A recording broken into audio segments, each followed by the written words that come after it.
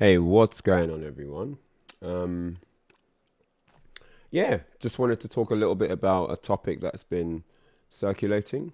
Um, Spag put me up to this, so blame Spag for this video. He was like, Ryan, you got to get on the mic, talk about it. Okay, so here we go. Look, I'm all up for, people supporting their teammates and, like getting behind your boy and seeing him thrive and giving him that advice that he might not be thinking about in that moment and all that stuff, right? But before I get into that, I just want to share a story with you guys, a past experience of mine, a pretty interesting one, because, it just is a really good case study for this whole coaching thing, right? So look, I'm just gonna get into it, right? So this was a while back, I don't know, 2006, something like that. So good 18 years ago now. And the talk of Europe, I was the talk of European Tekken. Whatever people might want to say or whatever, I was and there was a French tournament, a big French tournament called Ultimate Tournament 6. That was the next big Tekken tournament that was coming up. Over 100 players, all different countries, all over Europe. And it was the biggest European collection of top players that we had in tournament. Italy, France, Spain, Germany, everyone was there. Poland, all the top players, right, that you could think of, every country in the mix, right? And so UT6, Ultimate Tournament 6, right? I was the UT4 and UT5 champion. So come UT6, people were like, Ryan's a problem. We need to, this Kazuya, it's an issue. So it's taken 5 days, 5.0, before DR was released. And so I went with my UK guys as usual. We took the train, Eurostar. And I think it was winners final. You can look it up on YouTube, matches up there. But I think it was winners final. I came up against Italy's Devil Kazuya. Okay, you all know Devil Kazuya. You probably all know Devil Kazuya for Devil Jin, because that's who he played on the more recent Tekkens. But back in the day, on Tekken 5, he actually played Nina as his main for a while. Tekken 5.0 Nina was very strong. Anyone that was around during that time will tell you Nina was a top character.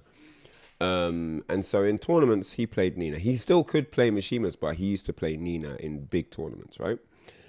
And I came up against him, in winners final, and I was looking good. I had a new style with Kazuya. I was really coming into my own. Despite being the champion, I was still developing. I was still creating and redesigning myself all the time, just to stay ahead of the pack, right?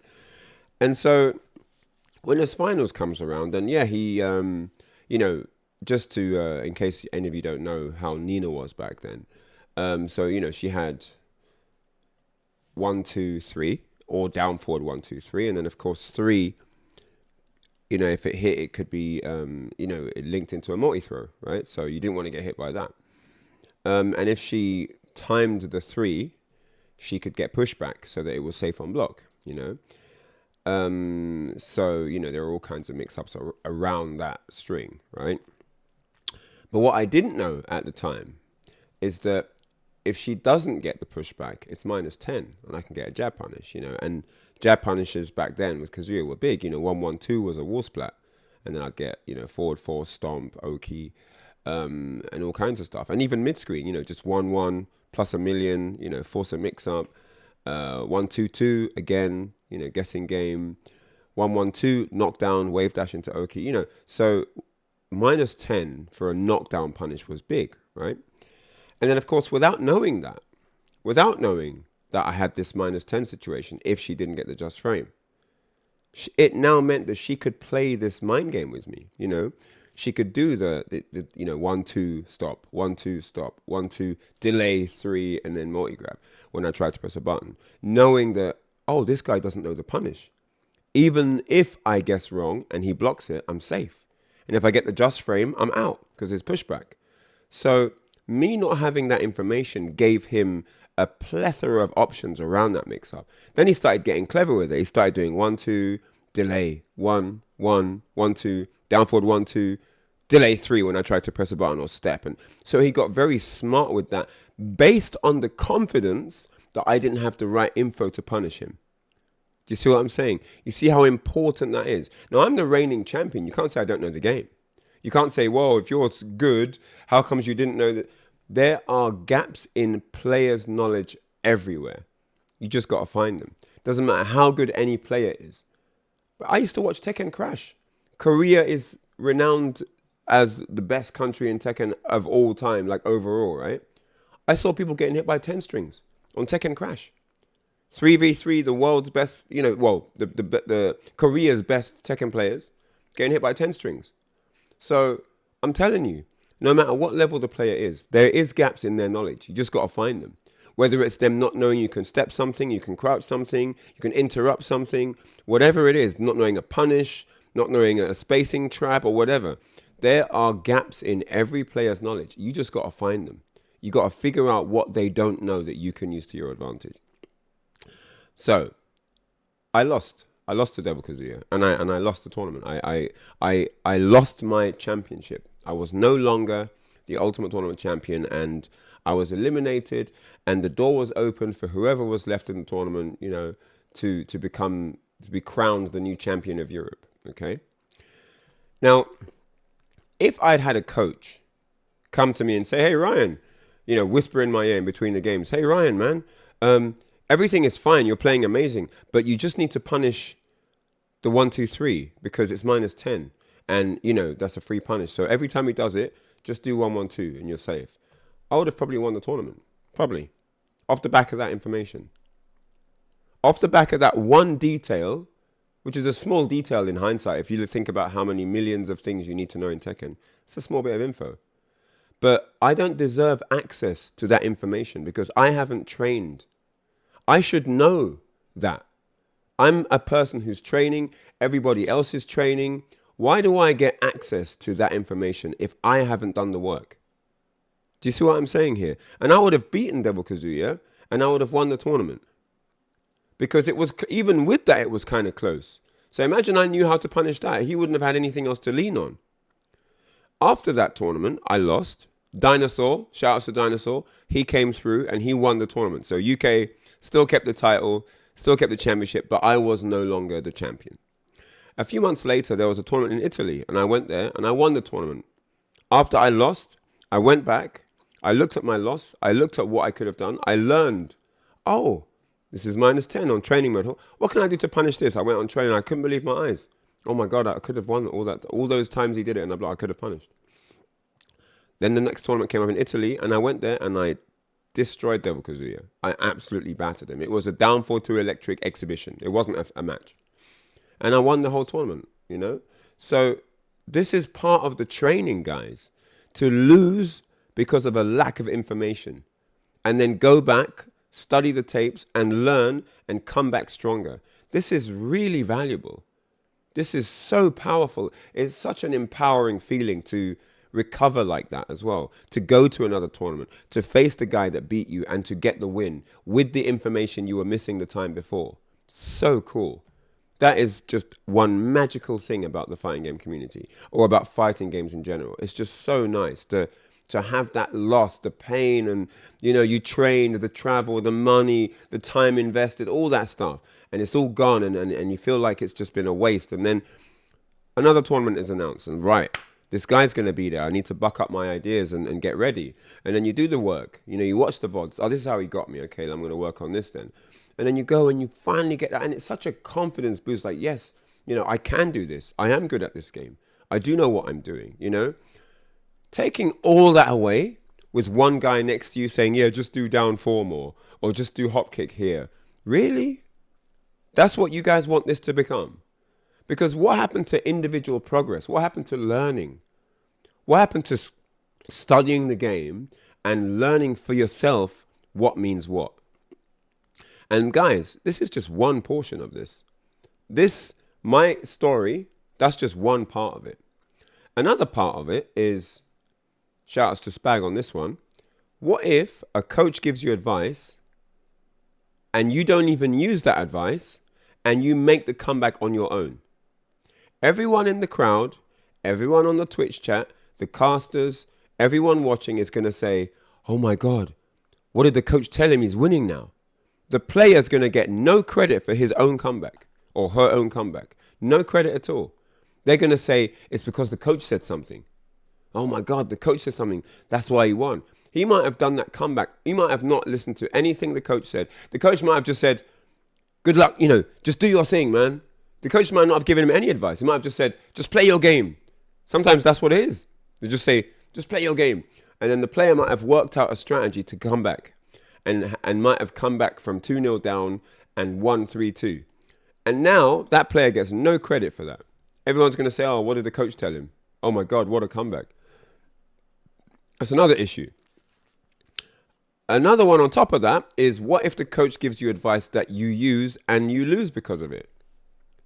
I'm telling you guys, I would rather play my game, lose, than listen to some coach and lose off the back of what he or she told me. I would, if I have to lose, I want to go out with what I wanted to do. This is my thing. This is my thing. I don't need conflicting bits of advice, and, I don't need to feel confused. I don't want things that confuse me. Let me focus. I want to do this. Let me do this. Do you know what I mean? And so I don't like the idea that you might get the wrong information. He might not realize exactly how you're losing because you don't understand everything from watching. Sometimes you need to be in the set because it's very cerebral and you can't understand the battle of the minds fully sometimes from just watching. So coaching is very dangerous, especially when you're not a professional coach. These Tekken guys, they're not professional coaches. They don't make a living from coaching. They're just players that are in the tournament like everybody else that have a couple of ideas. That's not coaching. That's not professional coaching. You can make your teammate lose because you told him some stuff and you took out what he was in his own. He had a strategy in his head, but because of what you said, you've made him think now, and you've made him doubt himself, or you've made him consider this, and he's mixed up. And these sets are quick. You can't formulate proper strategies that fast. Sometimes you need a bit more time. So I think it's a very risky business to say every tournament has coaching now. Every tournament you got a friend there and he's in your ear. So that's another issue, okay? Coaches, it's not a guaranteed win because someone gives you advice. It could very well cost you the tournament. And we're talking serious money these days. Ulusan just won 300 grand. You don't want someone in your ear when there's something serious going on, because if that doesn't get you the win, it's going to be very difficult to digest that for both parties. Another thing is, what if you don't have a coach? What if you don't have a friend? What if you're playing by yourself? You're not part of a big organization with 50 other teammates. What if your opponent has access to a coach and you don't? Is it fair now? Is it fair just because you don't have a coach and he does that he gets coaching? No. In those situations, there should be no coaching. But I've seen people saying, oh, it's his loss. Tough luck. I've got my coach ready. He should have his. It's not a headset.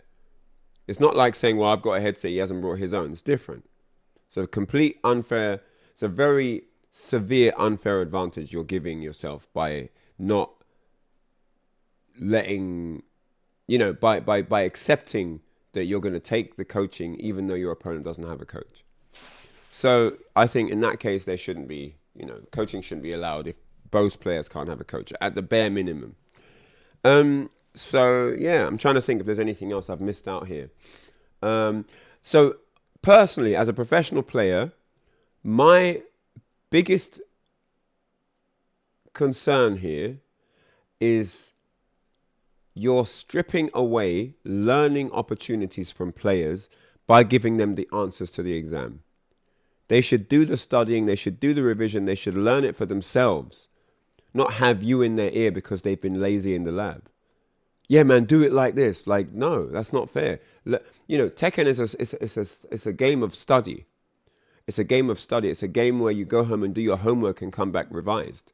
You don't rely on someone in your ear to tell you the missing info. Imagine if you're sitting in an exam. You're sitting there in an exam and someone comes to you and gives you the answers. You think you're a smarter person for that? You're sitting there in the exam, clock's ticking, everyone's there, and someone gets to come over and say, yeah, it's letter C on the multiple choice. C. Gases, that's the answer. C. That's not how it works. There's a reason that you go to the exam and you're not allowed any extra aids. You don't have a headset in your ear. You don't have your mobile phone. You go in there alone because it's about a test of self. And this is different from professional sports, guys. People need to stop trying to add the comparison of, well, in sports they do this. Guys, it's not a traditional sport. It's not. In case you didn't realize, it's not a traditional sport. It's not a traditional sport. These people are not professional coaches. Okay? Professional coaching is its own skill. There's a reason why there are coaches. If you look at their business card, that's the title. They're not pro players. They're not managers. They are coaches. They only coach. They're that good that they live from coaching. They're professionals. Don't mix up coaching in football and American football and basketball. Forget Street Fighter and Tekken mixing in with that. It's not the same thing. Your mate coming up next to you and telling you a couple of things, this is not coaching. Have you ever seen a coach at work? This is not what these guys do. Coaching and giving your mate a couple of ideas is not the same thing. We need to stop that. We need to stop that. And if you're going to compare traditional sports, then what about sports that don't have coaching? Those are professional entities. Those players perform at an extremely high level too. They don't have coaches in their ears. So, you can't really bring the argument of, well, coaching works here. So we can say, well, non-coaching works in this sport as well. So we don't need coaching in Tekken either. We've had no coaches for 20 years of Tekken. What makes you think we suddenly need coaches? So the issue I'm having is that people are not considering the overall community. They're more thinking about their personal situation. Well, I need a coach. I want this. Me. And you have to think about the bigger picture here, because the scene is only as good as the next man, right? Me in a community, I'm only as good as the players around me, okay? So the problem with coaching is if you're not encouraged to do as much work as possible in the lab before the event, the overall level of the pro scene is going to drop, because people are not going to be working as hard to find solutions because you've got your coach, right? You don't need to lab that anymore. Your coach will help you out. It's going to encourage that people don't watch their own VODs. It's going to encourage people don't try to level up based on their losses. It's going to encourage a lot of things in very subtle ways. You might still do those things, but you always know you've got a second voice in your ear. So if you know that you don't have that second voice in your ear and you can only rely on what you're going to do, you're more inclined to do the training, to lab that character, to do the homework, to understand what you did wrong, to watch your VODs and learn from your mistakes. You're more likely to carry out these exercises because you know that in that hot seat, it's only you. And last thing I want to say is, there's nothing more satisfying than watching a champion broken down in the match. Watching a champion just get dissected. There's something special and magical about that one-on-one Colosseum type arena where you're seeing the champion get destroyed. There's a powerful image there. It's why people pay top dollar to go and watch boxing matches, because they want that moment where, it's falling apart and he's on the ropes and they don't know if he's going to go down and he's taking all kinds of shots and, you're seeing the defense up there and, and the challenger, he's a young lion, he's hungry, he's getting, and all of that in a one-on-one arena for Tekken kind of goes out the window when you've got another dude in there just whispering stuff in his ear. Because you don't know who's playing. Is it the coach playing now? Are you watching what the coach said now? Or are you watching the guy? And so you want to see the two minds at work fully. You want to see that. You want to see that. Tekken is a very psychological game.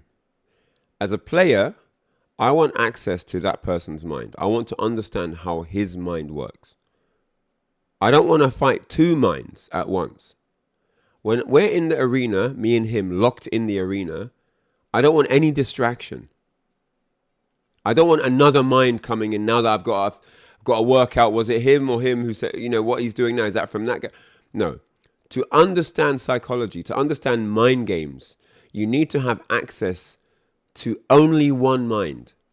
To understand, this is how they operate in this situation. This is what they do when they're desperate. This is what they're doing. They're getting confident. This is how they defend. This is how they. You need to only have. You need to have access to only that one mind. It needs to only be that one mind so that you can focus and understand the changes. When I do this, it makes him do that. When I don't do this, he starts doing that.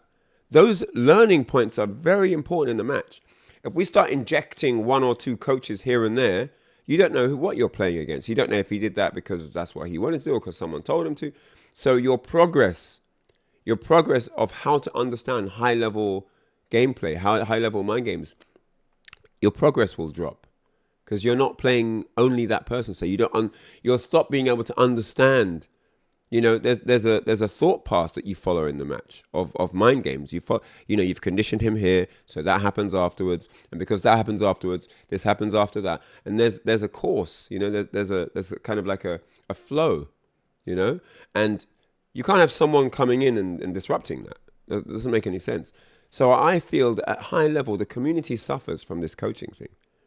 Your performance as an individual, your learning opportunities are stripped away partially with this coaching thing.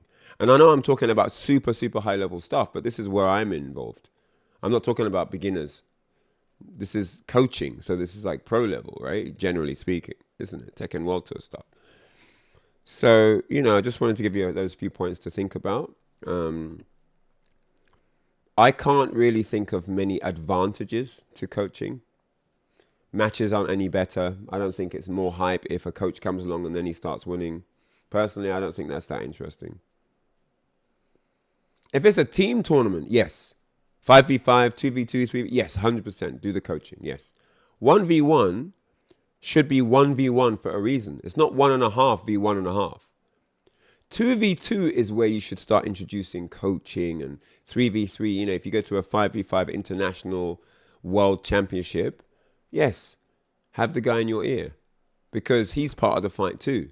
So his input is part of maybe his match afterwards, strategic formation. It works. So yeah, those are just my thoughts. It went on quite long, obviously quite passionate about this topic, but for the progress of the player, for the progress of understanding how the mind works, it's a surefire bet that having 1 versus 1 only is the best way to go. Thanks for watching this, guys. Hope you enjoyed it. And yeah, man, I only speak from experience here. This isn't even my opinion. It's just, this is what my experience has taught me, and I don't think I would necessarily have it any different. Some of the harshest lessons I've had to go through were for a reason. And so I accept those, Losing on Tekken is just one of those, understanding afterwards, oh, this was my error. Should have done this. Mix it up and, learn for the future and do better next time. That's all it is, guys. All right. Take care, everyone. Peace.